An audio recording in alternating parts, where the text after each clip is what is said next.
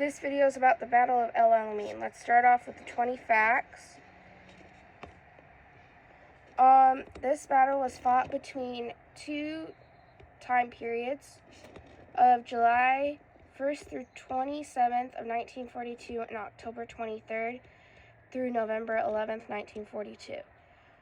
German and Italian armies fought against Australian, British, Indian, New Zealand, and South African armies on the central coast of Egypt, in which the Allies took victory.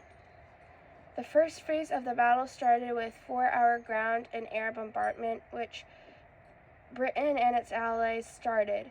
As the bombardment calmed down, the troops began to move farther inland. British General Montgomery was forced to rethink his plans. This was known as the dogfight. The second part of the battle had to be fought within. Montgomery's strategies were used to destroy the enemy's defense with limited attacks while fighting against attacks from Germany by the Germans' Field Marshal Erwin Rommel. In August, 446 guns, 254 tanks, and 79,192 tons of stores arrived.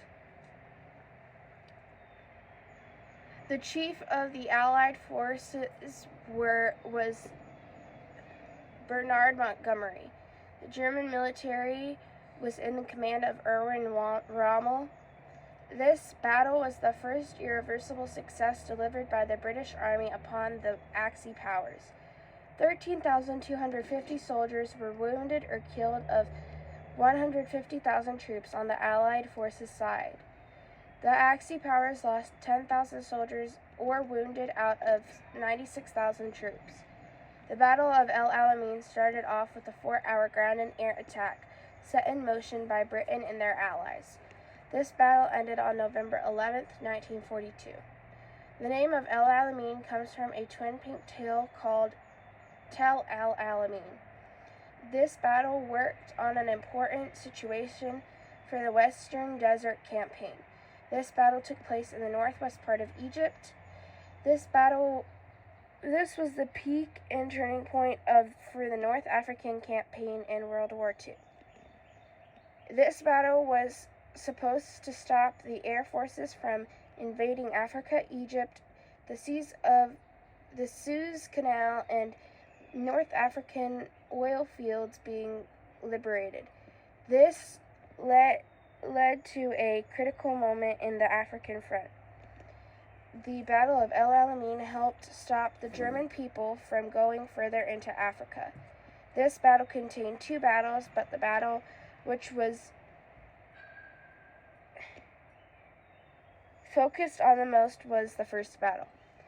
This battle took place in Egypt, nearly 150 miles to the west of Cairo.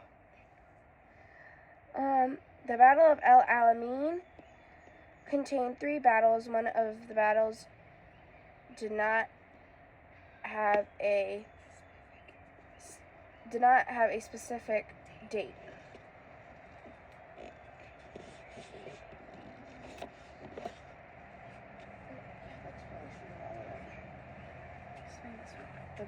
A monument of the moment. This moment holds all of the people that were cremated who fought in this battle. This is located in Egypt. This was a big significant, because this is where all the soldiers who fought in the West Front, who were buried, mainly people died in the Commonwealth campaigns in Egypt and Libya, as well as the people who were the operation of the 8th Army located in Tunisia. Yeah, Tunisia. And there's the website. The name of El Alamein. The name El Alamein It's two flags. This is also the name of the village, which is located on the northern coast of Egypt. This is about 70 miles to the west. Yeah. Of Alexandria. This is the location where Allied forces gained a victory over the Axis forces, and this is the website. Explanation of the map. This map shows what the war looked like and how it was placed out. As you can see, the El Alamein was separated. The El Alamein line separated the Allied forces from the Axis forces. And then that's where the theater took place. Theater took place in Egypt. The first battle of El Alamein was really important because it had marked the beginning but the end of the Axis in North Africa. And then that's the Here's the wow me factor.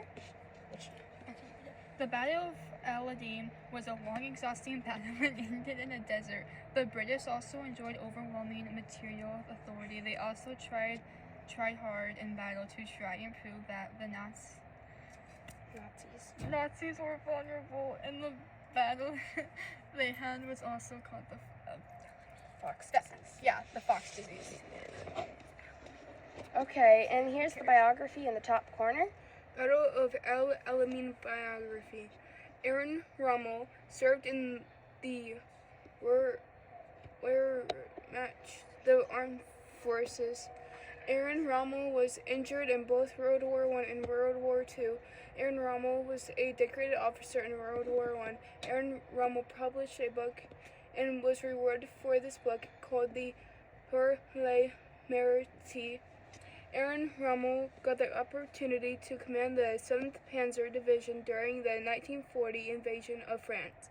Aaron Rommel established his own reputation because he was the only one who was really good at being a tank commander.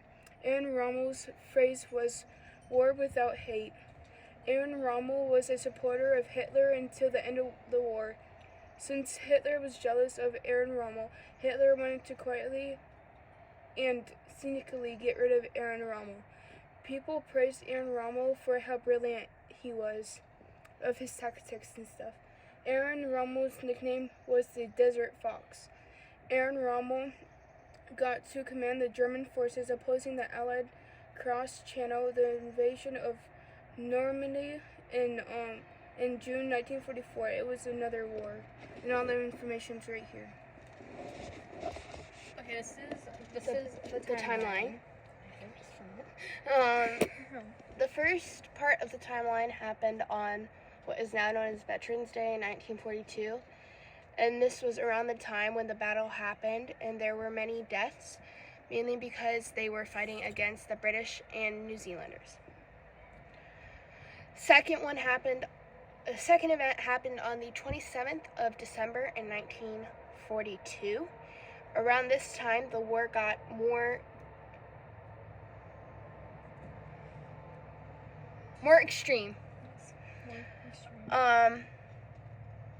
And more countries were losing troops and money from this battle. Then on what we call now New Year's Day of 1942, the German and Italian forces were able to destroy most of the British tank force, take Tobruk, and move more towards the east into Egypt, reaching the British defenses at El Alamein. On June 30th of 1942, Rommel attacked this line on July 1st, but the next day, this line would be the... Commander General. What line? On this day, British Commander General Clyde. Oh my God. No, they hit a line, and what line was that? They hit a line. They hit the line dividing the Allied forces and the Axis forces on July 1st, but the next day, the British commander, General Claude A, counterattacked, and a battle of attrition developed. By mid-July, Rommel was still at El Alamein, blocked, and had been thrown on the defensive, thus ending the first battle. October 11th, 1942,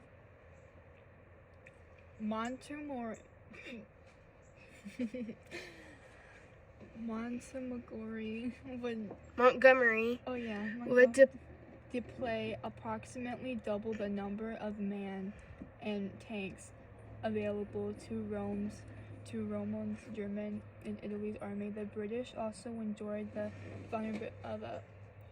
invulnerable advances of air superiority over the battlefield, aware that an attack was oh my god, I can't see.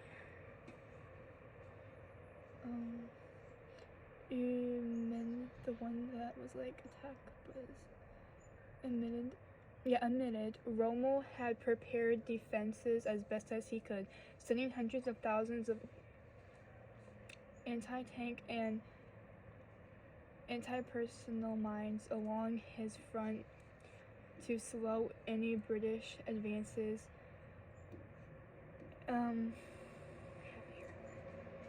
From illness. Rommel returned to Germany to recover from illness shortly before the British offensive was launched, command passing to a subordinate.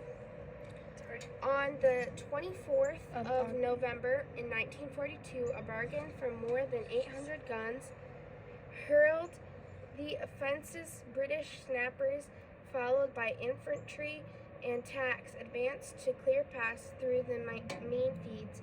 The people were taken back by the violence of the assault. And this marks the end point of our presentation. And this is the whole presentation all together. So there you go.